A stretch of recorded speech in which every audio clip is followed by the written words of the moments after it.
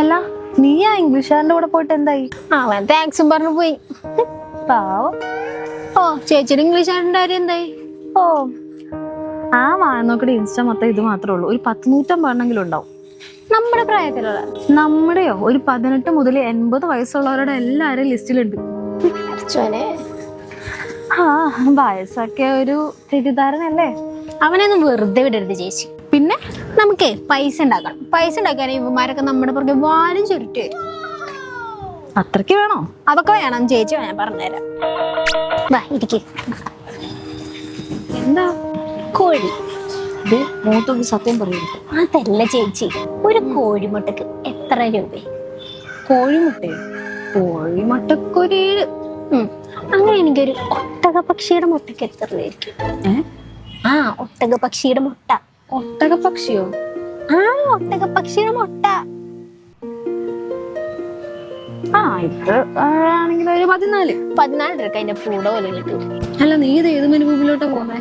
ചേച്ചി ഒരു ഒട്ടക പക്ഷിയുടെ ഒരു മുട്ടക്ക് എന്തായാലും ഒരു 1000-1500 രൂപ നമുക്ക് കിട്ടും.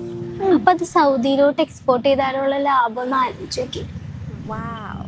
കൊള്ളാലോ. അപ്പൊ മുട്ട എവിടെ നിന്ന് കിട്ടും? അതിടും. അതിനെവിടെ നിന്ന് കിട്ടും? അതെന്റെ മാമ കൊണ്ടുവരും.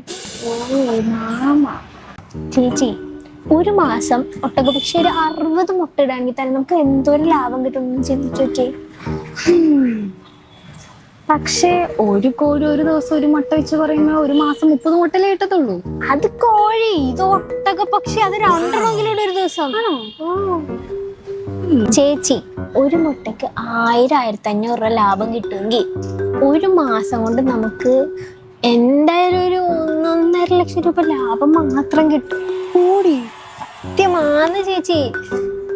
പക്ഷെ ഉണ്ടല്ല, ഇൻവെസ്റ്റ് ചെയ്യണം. ചേച്ചിയുടെ കയ്യിലുണ്ടാ എന്തെങ്കിലും ഇൻവെസ്റ്റ് ചെയ്യാൻ?